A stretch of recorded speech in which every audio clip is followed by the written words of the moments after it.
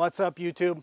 Brad Gorman here again. Hey, we're back at LCS this week for Open Circle, but before we get into that, I wanted to take a second and talk to you.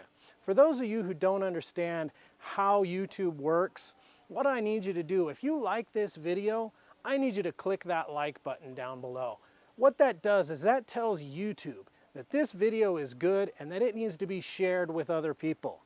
So, if you like this video and you think that people should see it, please click that like button. And if I'm doing a good job as a videographer, please subscribe. But if you don't like how I'm doing, don't bother. But if you like the video and you want people to see it, click the like button. That's the most important thing. Now, we're going to take you on over to Kat Miller, who's going to introduce this week's presenter. This week's presentation. 3 women who made a difference in Mexico: Empress Carlota, Princess Agnes, and Mary Todd Lincoln, presented by Michael Hogan. Today we are going to hear the story of how Charlotte of Belgium became Empress of Mexico, how a circus rider became a princess and a Mexican heroine, and how an ignored American First Lady helped a 24-year-old Mexican envoy restore the Mexican Republic. Based upon research and archival documents, historian Michael Hogan will entertain Open Circle audiences once again with little-known facts and true tales from Mexican history. Dr. Hogan will be available to personally autograph his books, Abraham Lincoln and Mexico, and Irish Soldiers of Mexico, at the Nueva Posada, which is the restaurant right over there, after the lecture. And you can still get to the movie if you're going to see Green Book today as part of the Democratic Society's movies. You still have plenty of time to get there. The Lincoln book is a special first edition from Fondo Editorial Universo, of which only 40 copies remain. So you may want to have that happen if you like his talk. If you don't, you're probably not going to want his books. But let's give him a shot. Please join me in welcoming Dr. Hogan.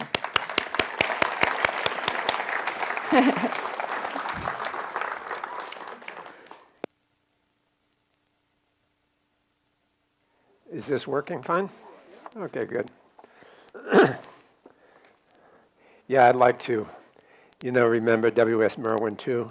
Bill Merwin was a really good friend of mine and a mentor when he was visiting a professor at the University of Arizona when I was working on my master's degree many, many years ago. He was very kind and very helpful.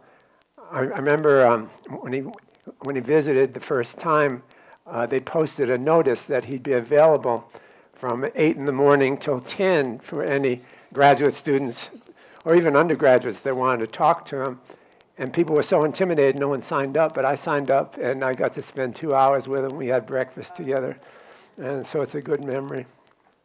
I don't want to try to outdo our Kat this morning with Irish jokes, but I was reminded when she was telling hers of when my grandfather, my mother's father, maternal grandfather from County Kerry, used to share. He was an immigrant and had a very strong accent. I'll try to imitate it, but in such a way that you can still understand me. But he tells a story about how there was a village between County Kerry and County Cork, and every year they'd meet to discuss who would repair the bridge. The people on County Kerry's side repaired the bridge up until the center, and the people on the Cork side repaired it up to the center, but they left about 20 meters in the middle, which no one would assume responsibility for. And finally, after bickering for many, many hours, this one outraged Irishman stood up and he said, "I'm sick and tired of all this bickering and carrying on here. Now we're only talking about 10 or 20 meters. Well, Jesus, I could piss halfway across it." And the chairman said, "Excuse me, sir, but you're out of order." "Well, of course I'm out of order. If I was in order, I could piss the whole way across it."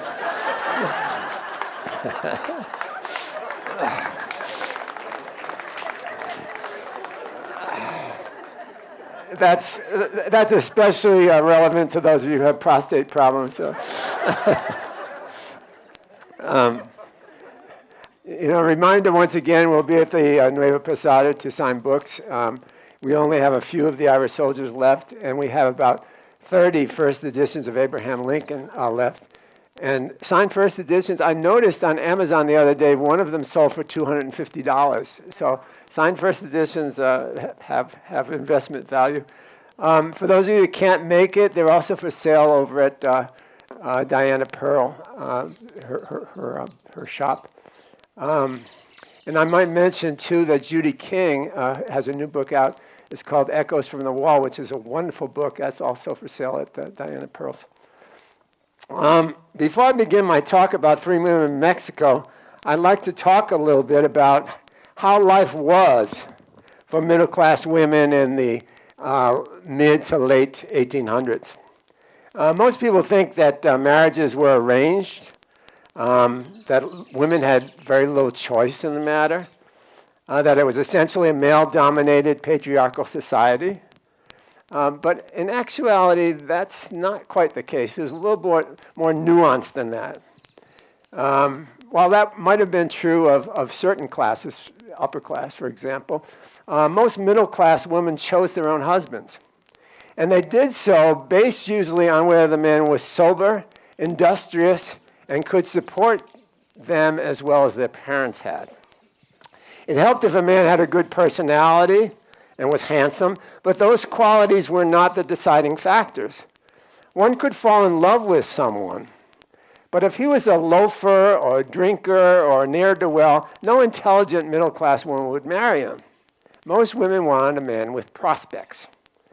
And since there was no physicality during the courtship, there was very little fondling or hugs or kisses.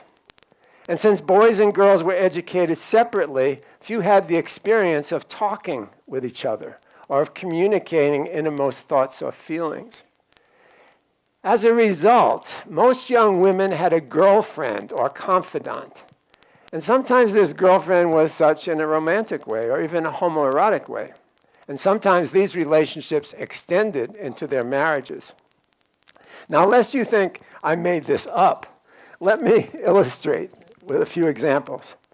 Emily Dickinson, for example, since we're talking about poets today, Emily Dickinson had a schoolgirl friend by the name of Susan Gilbert. They remained friends throughout their lives. Emily wrote her over 300 letters, most of which would clearly be interpreted today as homoerotic or lesbian. For example, "My darling Susan, how I long to hug you and feel your warm cheek against mine. How wonderful if we could share a bed as we did as girls and exchange all the delicious gossip of the day. How wonderful if we could once again fall asleep in each other's arms." She wrote this when Susan was already married. And who did Susan marry? Emily's brother, who conveniently lived so close by she could literally walk across the street and talk to her each morning. Mary Todd Lincoln had a treasured schoolgirl friend in Mercy Levering, a trusted confidant. Mary wrote to her, "I do not care if I have a husband who is good looking." Good thing. "You have all the beauty I need in a companion. In a man, I want someone with a head for position, fame, and power. I don't care much about the rest. Oh, by the way, I have an interesting story to tell. Mr. Lincoln, you know who he is, approached me at the cotillion the other night. I've been wanting to dance with you in the worst way," he said. Well, he proved himself a man of his word. He did, in fact, dance in the worst way. A terrible dancer, a coat too short, patched trousers, and mismatched socks. But I believe he is destined for greatness, and I will marry him. When Mary Todd went to Washington, she no longer had Mercy to talk to, but she developed an intimate relationship with Elizabeth Keckley, a former slave and now her seamstress, with whom she exchanged her worries, her concerns, in whom she confided her deepest thoughts while in residence at the White House. The loss of her 2 children, the assassination of her husband, and then the departure of Elizabeth from the White House would, as we shall see, quite overwhelm her and leave her alone and vulnerable. Ulysses S. Grant and Julia Boggs had a lengthy engagement, despite the fact that they had a strong emotional romantic attachment. The reason they did not marry for years was that he did not earn enough as a lieutenant in the army to support Julia in the manner to which she was accustomed.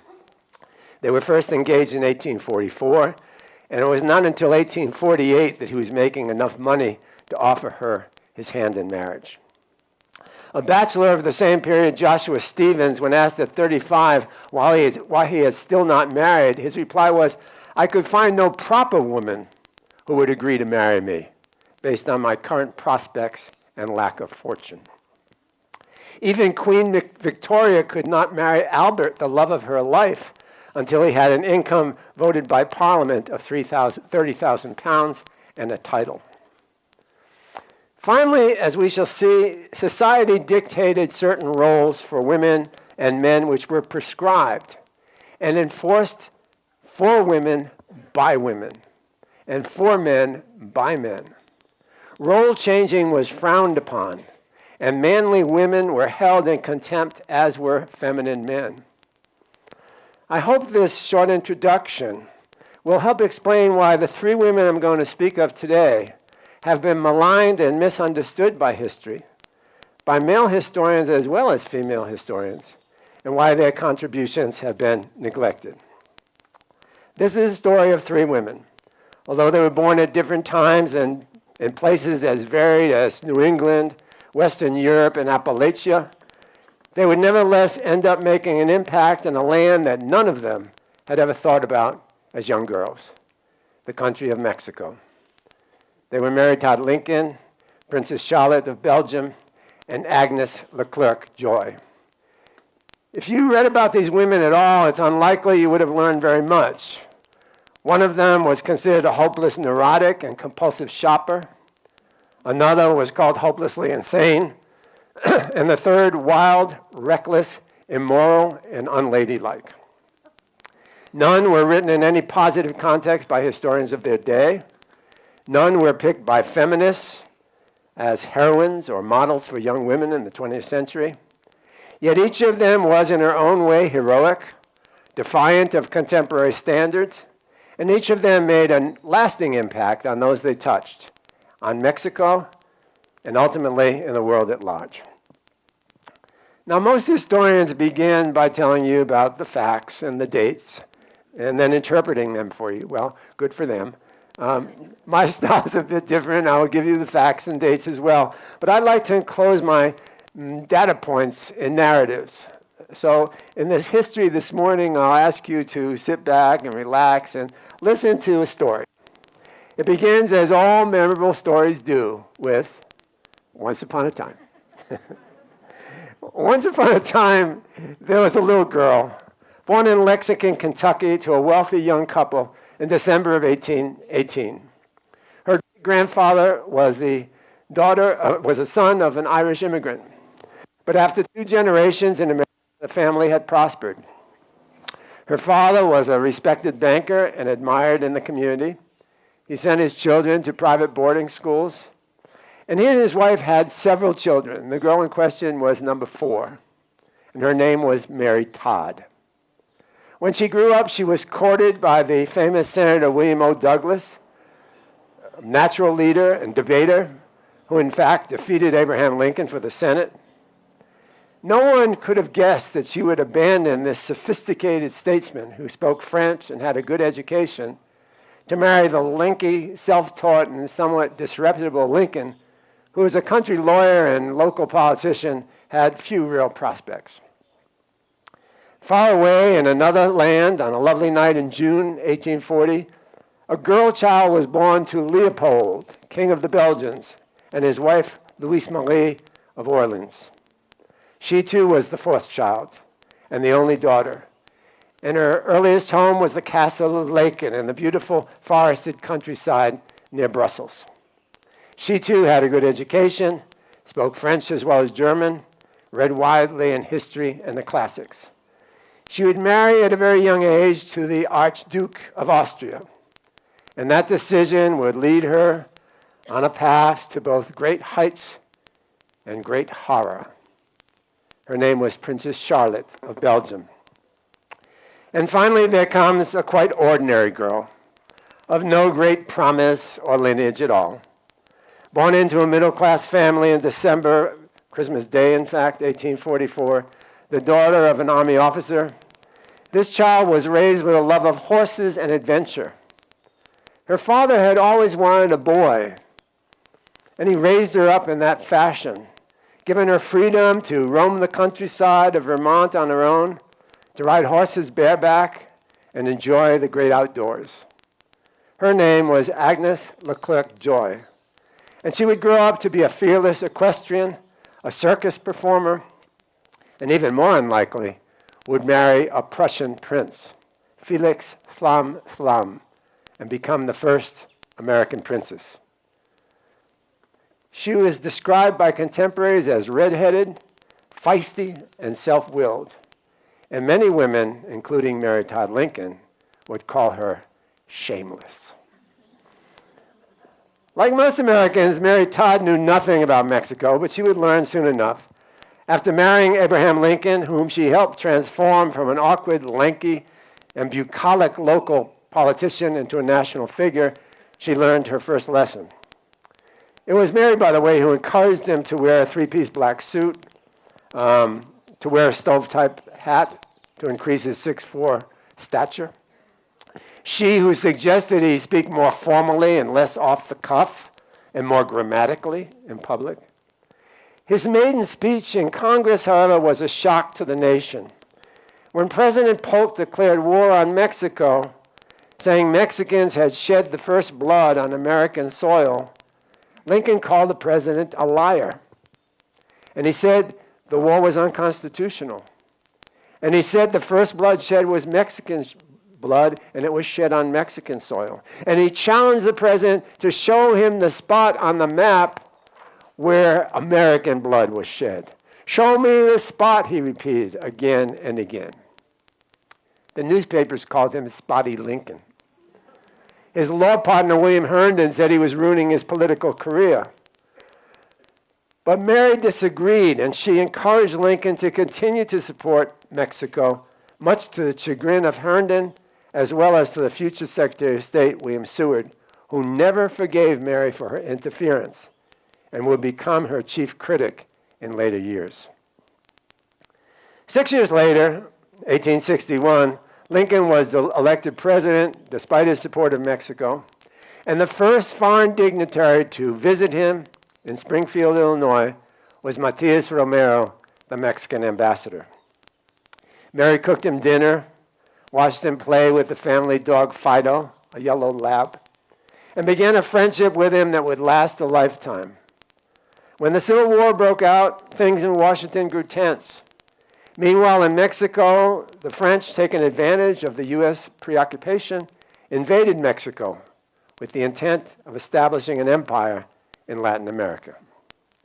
Young Princess Charlotte, meanwhile, had worked with her husband in Italy, where he served as Austrian regent, and now retired to Trieste to help her husband build a castle and wait for another position.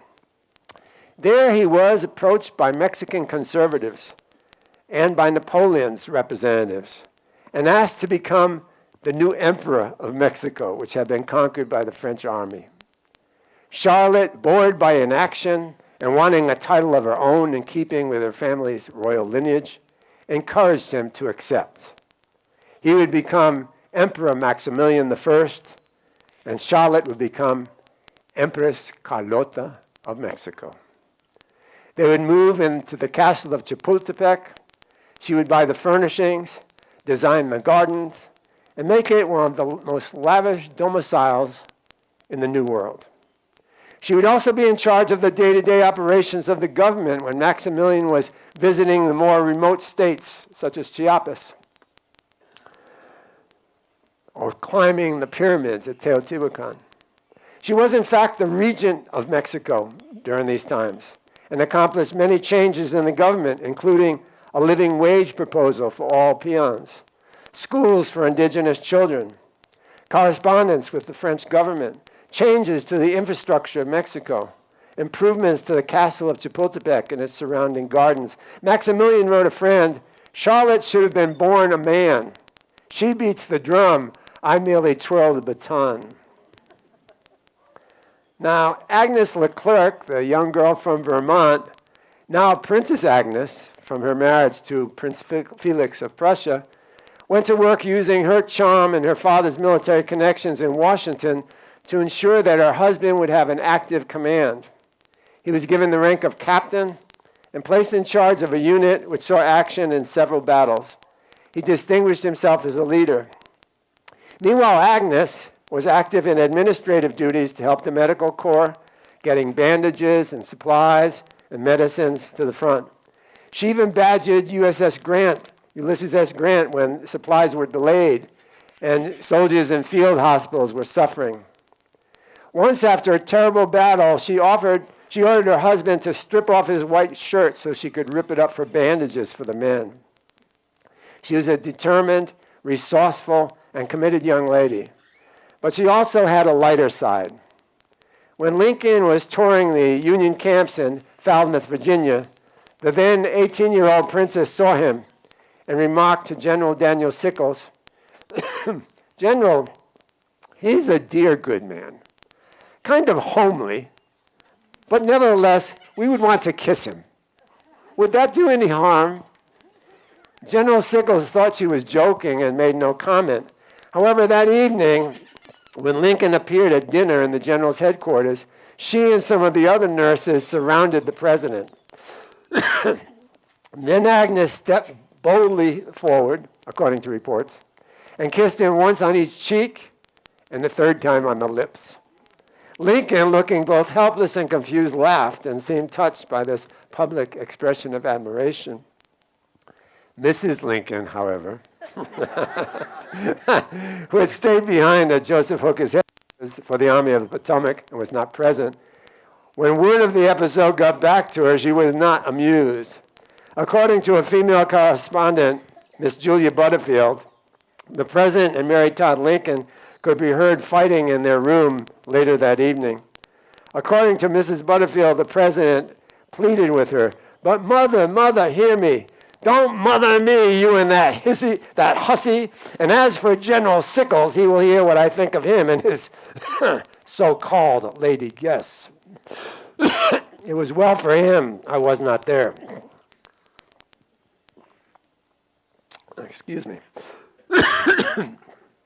In the summer of 1863, Matias Romero arrived in Washington to request help from President Lincoln in overthrowing the French.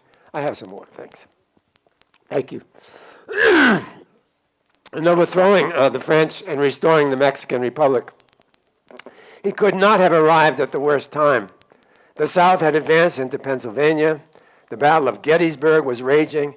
In addition, Lincoln could give no overt help to Mexico, since to do so could alienate the French and they might join the Confederacy. Then he'd be fighting a war on two fronts. So Lincoln sent his regrets he could not see Romero. Meanwhile, Mrs. Lincoln was looking for a carriage so she could go shopping. Well, there were no carriages available because all the generals had them. But Romero approached her and he said, "Madam, President, I have a rented carriage. Would you like me to drive you?" And she said, "Oh, what did you call me?" "Madam President, is that not correct?" "Yeah, oh yes, that's correct." "And may I call you Monsieur Ambassador?" And of course, he was not an official ambassador because Maximilian was in charge of Mexico. But they took a liking to each other. They were to spend 3 hours shopping that day. And when Mary Todd Lincoln and young Romero returned to the White House, she demanded that Lincoln help him. Lincoln, reluctant at first, changed his mind when Mary reminded him she now had a shopping companion to relieve him of that duty. Grateful to Romero, he advised him to employ a letter that he had given the envoy, stating he was a friend of Juarez and the Republic and to use it to raise funds. Mary promised to introduce him to major bankers and investors where he could sell Mexican bonds. Over the next 2 years, Romero would raise over $18 million for the Mexican cause. This is a kid of 24 years. He would make friends with General Grant and half his cabinet. He would attend dinners with most of the major bankers invited by Mary Todd Lincoln. He would obtain the latest in artillery for Juarez's army. And by the end of the Civil War in 1865, he would assemble a troop of U.S. volunteers to go south and fight for Mexico. It was a remarkable achievement, made only by the active promotion of the Mexican cause by Mary Todd Lincoln and her connections in the world of finance. It was a major contribution in international relations, and it appears in no history books written in the U.S. or in Mexico. But the end of the war, while good news for Mexico, was bad news for Mary Todd Lincoln. Her husband was shot a short time later at Ford's Theater. The assassin attempted to stab her as well, and this is not noted in many books. When she followed her husband's body to the boarding house across the way, Secretary Seward, remember him? Secretary Seward barred her from her husband's side because she was too emotional. The word he used was hysterical, and I'll get to that in a minute. She was covered in blood, had barely escaped with her own life. Instead of being treated with compassion, she was thrust aside. And thus would begin a series of moves to treat her shabbily or with contempt. Seward had always disliked her. He especially resented the help she gave to Romero. And the new president, Johnson, was anxious to move into the White House and wanted her out peremptorily. She was given no pension in the months after Lincoln's death. Abandoned in Washington, no confidant, Elizabeth, her seamstress, was also suddenly out of a job. With no resources except the cash in the house, she took to sewing $20 bills in her skirts and blouses to protect her small savings. When informed of this by servants, the White House doctor said she was becoming hysterical. There's that word again. She would soon be committed by her son Robert to an institution at the suggestion of this physician, an institution for the insane. Let me take a moment to explain the word hysterical. In those days, the medical dictionaries defined hysteria as a medical condition peculiar to women and thought to be a dysfunction of the uterus. The name, in fact, is derived from the Greek word hysterikas, for uterus. Unless you think this is another example of the patriarchy, you should know that in those days most women agreed with the diagnosis and felt that part of the blame for her condition was caused by Mary Todd's persistent overindulgence and melancholy and behaving in a most unladylike way, seeking attention and sympathy. And many of these women expressed that opinion in writing. Mary Todd Lincoln. This was a woman who had lost 2 children, a husband, a victim herself of an assault. She had also lost her best friend and confidant in Washington, alone and abandoned, and now condemned by the chroniclers of her time, and even many of today's historians, to the dustbin of history. Meanwhile, unemployed with the end of the war, Prince Felix decided to sell his services to Maximilian. His wife accompanied him to Mexico City, where she would serve as a companion to Carlota.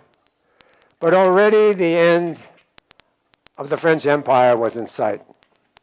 Napoleon, intimidated by Civil War veterans joining Juarez's forces, as well as the new armaments, including repeating rifles obtained by Romero, saw the writing on the wall, and he advised Maximilian he could no longer support him. Maximilian sent Carlota back to Europe in the hope that she could change Napoleon's mind, and if not, maybe she could go to the Pope. She was, after all, a good Catholic. She failed in both attempts.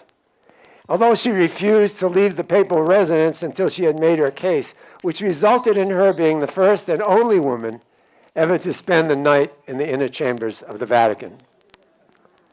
However, she too would suffer from nervous breakdown when abandoned by all those who supported her, and she learned of her husband's capture and sentenced to death by firing squad back in Mexico. As the war wound down, both Maximilian and Prince Felix were captured by Juarez's forces. They were both sentenced to death by firing squad. Princess Agnes, hearing the news, tried to persuade major conservative figures to intervene. She also asked Seward, lost cause, Johnson, lost cause, Queen Victoria, Emperor Franz Joseph, and her brother, all to no avail. Finally, she went to Juarez himself and got down on her knees and begged for the lives of Juarez and her husband. And Juarez said, "Madam, if all the princes of Europe went down on their knees before me, I could not pardon Maximilian. That decision has been made by the Mexican people. However, I will pardon your husband. He will go free on the condition that you both leave Mexico, never to return, on the pain of death." So the three stories would have ended there. One crazy woman, one hysteric, one exile. Except that Princess Agnes, God bless her, would go to work as a nurse alongside Clara Barton in the Crimean War and would be instrumental in founding the Red Cross. She would also write a best-selling book of her adventures. Poor Carlota would live well into the 20th century, dying finally in the 1920s, convinced that she was still the rightful ruler of Mexico and would someday return. Mary Todd Lincoln's contributions would be forgotten until a few short years ago when I uncovered the journals of Matias Romero in a bank vault, Banco de Mexico, in Mexico City, and brought them into the light. Thus ends the story of free women in Mexico. I hope I've managed in some way to shed a new light on the history of the era, a new lens through which to filter the truth of the period. I hope, too, that the next generation of historians will give over the shoddy habit of repeating disparaging and dated critiques of female historical figures and look to gain new insights into the contributions that the study of women can bring and that will lead to a more deeper and nuanced understanding of our past. Thank you.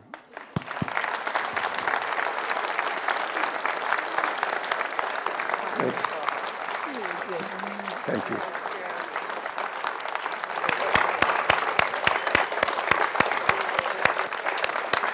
Thank you.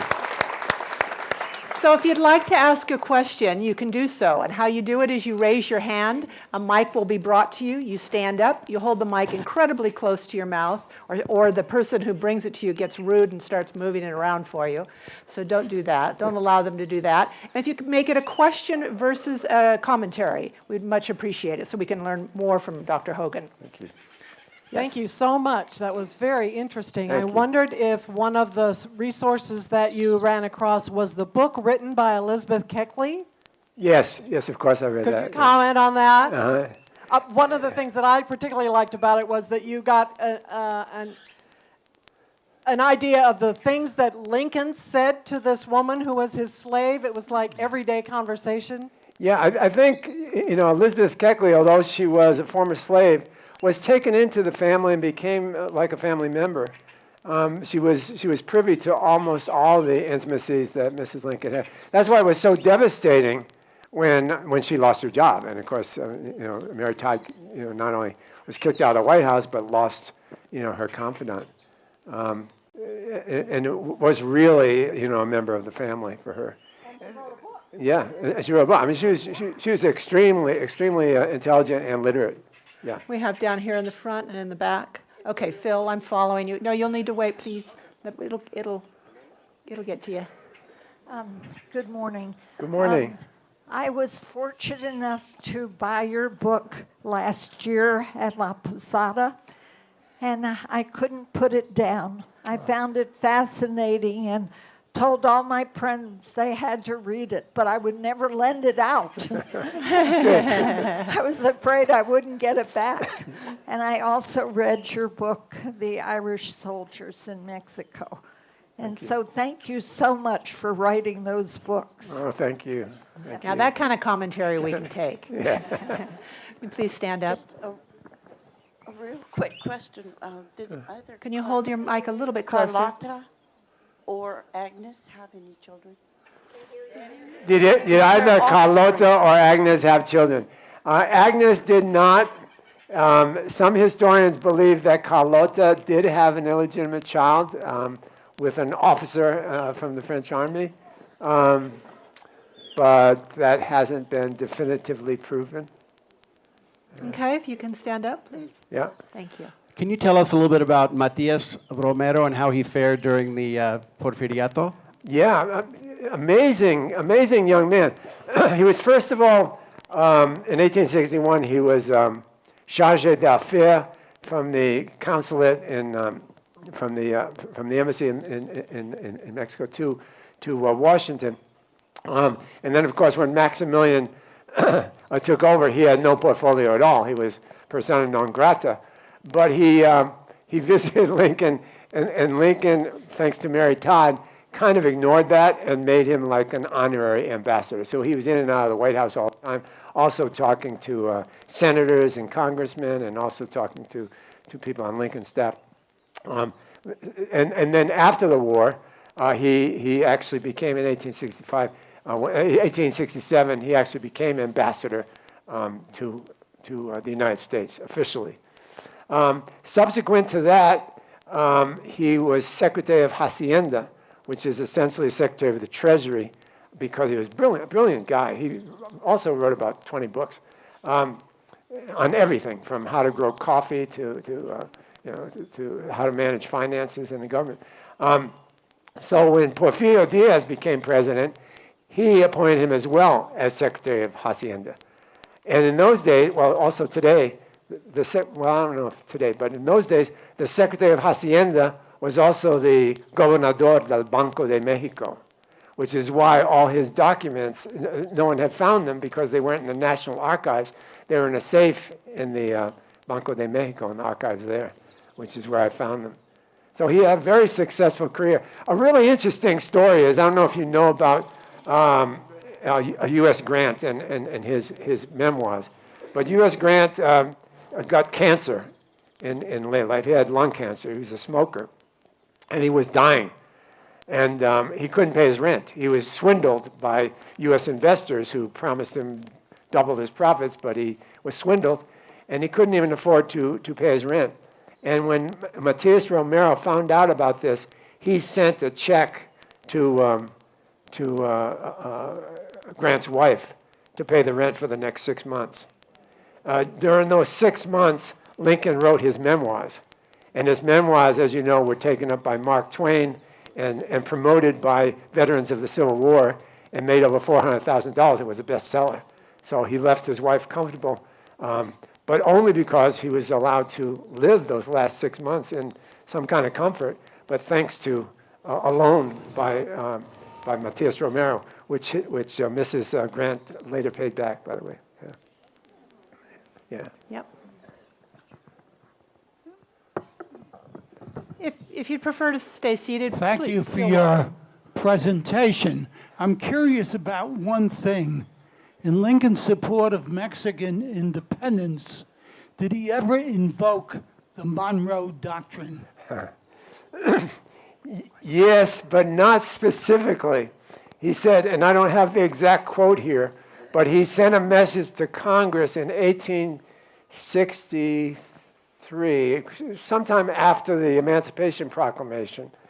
And the wording originally had the Monroe Doctrine in it, but it was crossed out. But it was something to the effect that this country cannot tolerate a European empire in the Americas.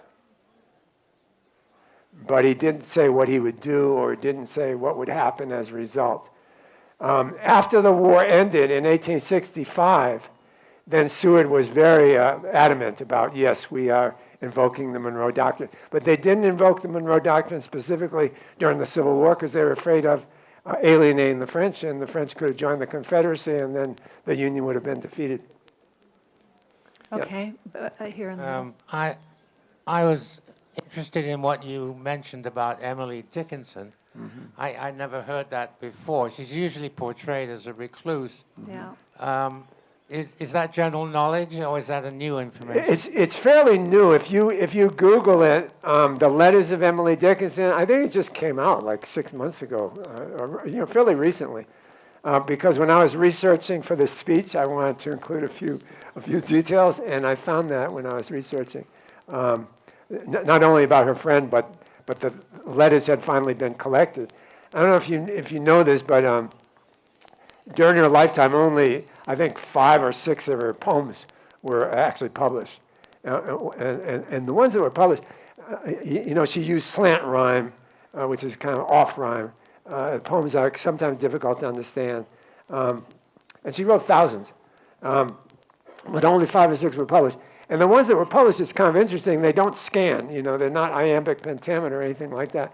But what's interesting about them is they can all, the ones that were published, can all be sung to the Yellow Rose of Texas, which was a popular song at that time. Oh, that's funny. And in those days, people read poetry aloud, so you would hear it. Success is counted sweetest by those who ne'er succeed. To comprehend the nectar requires the sorest need. Yeah? Hey, you're a talented man. My wife says sabe todo, and not in a nice way. Yeah. That was the way of spouses. But anyway, back to Dickinson. After she died, many years after she died, a professor by the name of Johnson decided to collect all her poems. So if you go to an anthology of Emily's poems, they're all J101, J105 after Johnson, because she never gave them titles. And a lot of them were just written on scraps of paper. Some of them were like letters to friends. She would write to the mailman. She would write to the milkman. She would write to her friend across the street or to her brother. And people gathered all these, for Johnson, they gathered all these bits together, and he put them together in her collected poems. Yeah. Wait, we're, I think here, and then you. Michael, I'm wondering, have you been back to the United States Library of Congress to dig really deep on any more of these wonderful stories? Yeah, and I think I shared at one meeting. I met this guy, Michael Pilgrim, at the archives in the United States, who was really, really helpful to me and put a lot of stuff on microfiche for me because I couldn't, afford to stay there and make copies of everything. Another really great resource is the Brown University Library. Do you know that story about Brown? When Lincoln's secretary, I'm not remembering his name right now, but John Hay, thank you. When Lincoln's secretary John Hay was making his will out, he decided he was going to leave all his papers and correspondence with Lincoln to Harvard University. And Harvard said, no, it's a library. We don't want books. We don't want a bunch of letters and papers. So anyway, Hay graduated from Brown University. He said, well, maybe I'll go to Brown and see what they... And Brown University not only said, yes, we want all those documents, but they named the library after him. The John Hay Library in Providence, Rhode Island is one of the greatest resources for Lincoln stuff. No, you, Phil.